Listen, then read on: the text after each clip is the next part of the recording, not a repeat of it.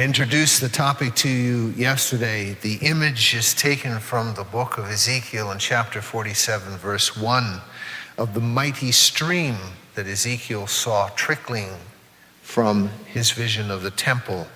A little trickle from beneath the altar, a little trickle out the door that became first a stream and then a mighty river. A river that brings healing to the world, that washes away a multitude of bitterness, and that brings freshness and new life, that is healing and is growth, is restoration of all things. And then, of course, I took you from that great image to the image of Jesus hanging on the tree of the cross, the lance thrust through his heart and blood and water beginning to flow from it. The river, a tiny trickle from the sanctuary, the one in whom God dwelled among us, the one in whom God continues to dwell amongst us. And I ask you tightly to put that image in connection with the Mass, because that's what the Mass is all about. We begin with the penitential rite, in which we remember that our qualification here is not our virtue.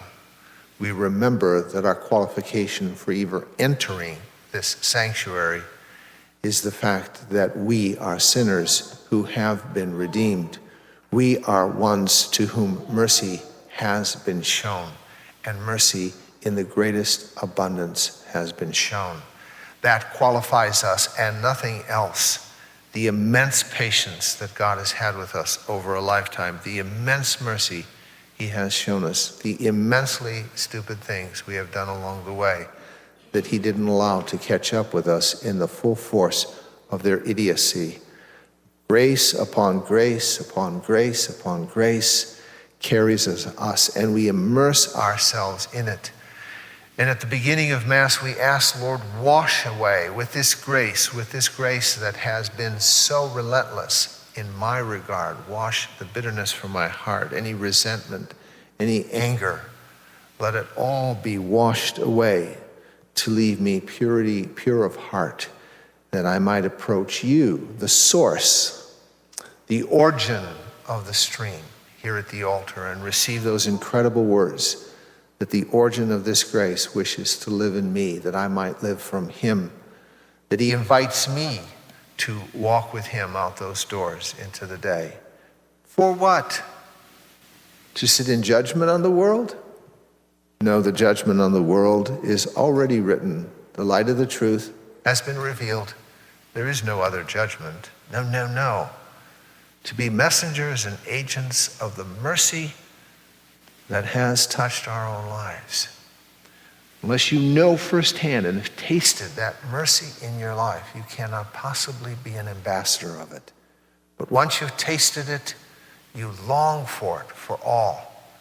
And throughout the course of the day, as you walk with the Savior, you become an instrument of that mercy. Here in the gospel, we see this mighty stream of God's merciful grace once again flowing. We see a woman who is smart enough to recognize it, and a Pharisee who is an idiot to be blind to it. And she sees the stream, and she goes to do what? But immerse herself in it. Immerse herself in that stream. And immersing herself in it, it breaks away all the past. It does everything Ezekiel's vision said it would do. It heals, regenerates, and restores new life. And she leaves a new woman. And the Pharisee, the religious fool who was a religious leader, he is just as bound up as when Jesus entered, and perhaps more. And he, of course, has been entrusted with proclaiming the good news, proclaiming the mercy of God. He has failed utterly. Not only is this a lesson to us, but it's a lesson to all in the church. What qualifies us is the incredible mercy and patience God has shown us. The work of grace that he does in us, despite us, and humbled by that, our willingness to serve that same grace in anyone.